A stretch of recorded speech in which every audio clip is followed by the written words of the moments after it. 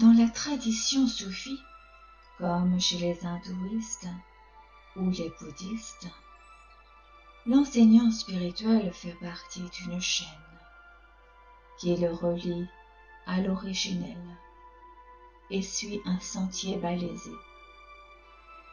Il connaît les pratiques à suivre et celles à éviter. Des directeurs spirituels existent aussi dans les religions du livre. Ces derniers accompagnent ceux qui s'aventurent sur le chemin de la vie intérieure. Ils savent ce qui est bon pour l'un ne l'est pas nécessairement pour tous.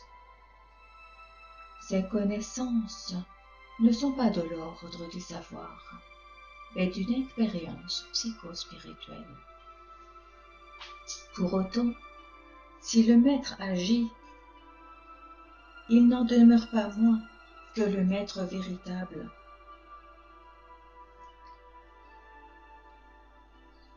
est à l'intérieur de nous et qu'il faudra bien, in fine, franchir seul, pas à pas, les étapes de l'ascension. L'essentiel n'est pas d'avoir un maître, mais d'être un disciple. La plupart du temps, nous sommes seuls pour prier ou pour méditer. Mais il y a une force supplémentaire dans la prière ou la méditation à plusieurs, un peu comme pour soulever un rocher. C'est plus facile si on est nombreux. Le Christ a promis aux chrétiens, lorsqu'ils sont 2 ou 3 à se réunir en son nom, d'être présents parmi eux. Le pape de Rome appelle parfois son Église répandue à travers le monde à prier tel dimanche, à telle heure précise.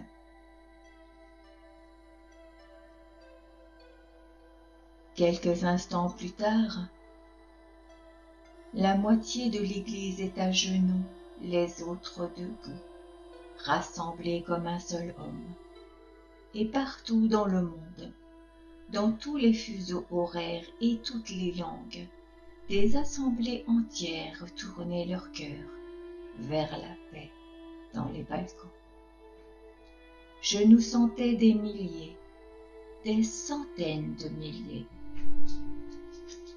C'est dans des moments comme cela, pour ceux qui ne communient pas, que l'on touche du doigt le fait que nous sommes tous liés, tous frères. Les chrétiens appellent cela la communion des saints. Dans ces instants de pure gratuité, on sent physiquement dans la chair que la prière est l'arme non sanglante, la plus puissante qui soit. La Bible est pleine d'histoires où des prières ont changé les desseins de Dieu. Les bouddhistes aussi s'appuient sur la sangha, terme sanskrit qui peut se traduire par communauté, considérant la prière de groupe plus forte que la prière individuelle. Il n'est qu'à voir les rassemblements de la Sainte Étienne Amma. Méditer avec elle et 6000 personnes en même temps est une expérience à nul autre comparable. La vibration d'amour est palpable. Partout, dans toutes les traditions, la prière va chercher ce que l'on a de meilleur à offrir. Oui, prier, c'est se donner.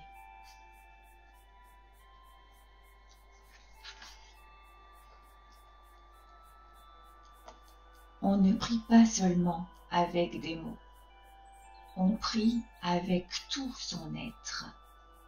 En fait, peu importe les phrases que nous disons.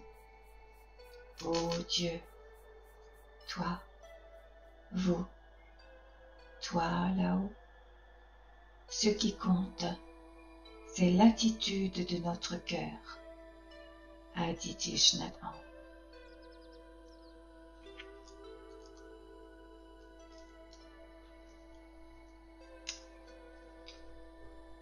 J'ai jeté cette toute petite chose que l'on appelle moi, et je suis devenu le monde immense. Natsume Soseki. Nous n'avons qu'à être là, mais humblement, mais instamment, comme la terre est là, acquiescent aux saisons, a dit Rainer Maria Rilke. Je prononcerai ton nom, solitairement assis au milieu des ombres de mes silencieuses pensées. Je le prononcerai sans parole. Je le prononcerai sans raison, car je suis pareil à l'enfant qui appelle sa mère 100 fois, heureux de pouvoir répéter « Maman, maman, maman », a dit Rabindranath Tagore.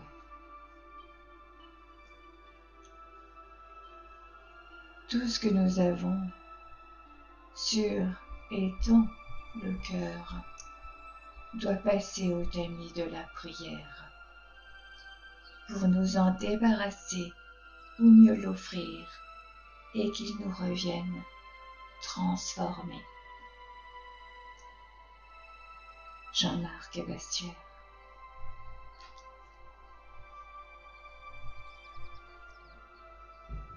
Il n'y a qu'un remède au désespoir, c'est la prière. La prière qui peut tout, qui peut même créer Dieu. A.M. Sorian.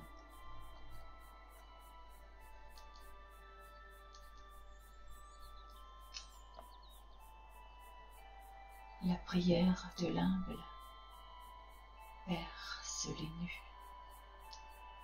Ecclésiaste, chapitre 35, verset 20.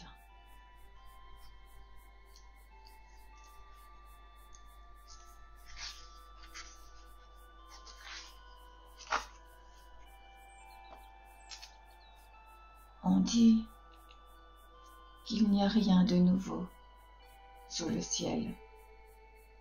En vérité, rien n'est vieux sous le ciel. Seuls les yeux deviennent vieux, habitués aux choses. Alors, rien n'est nouveau. Mettre au chaud.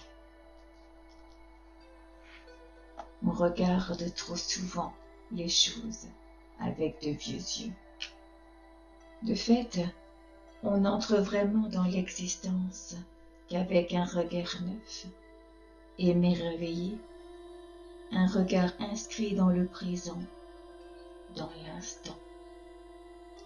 Et si à partir d'aujourd'hui, je regardais mon chat, le regard bleu de mon mari, la bruyère sur mon balcon, comme si je les découvrais pour la première fois. Regarde avec tes nouveaux yeux. Regarde. Regarde. Et si je goûtais cette confiture de rhubarbe ou cette tasse de café, si j'écoutais cette sonate de Beethoven, si je faisais ce pas, ce sourire, comme si c'était la première fois.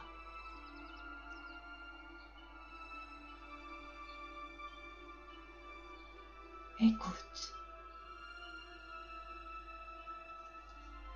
Cela changerait, à coup sûr, toute la saveur de mon quotidien.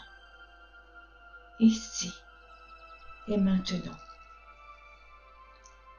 La vie n'est pas une quantité, mais une qualité de vie. Être un vivant, c'est revenir sur terre, habiter le monde tel qu'il est et le trouver ouvert et bon.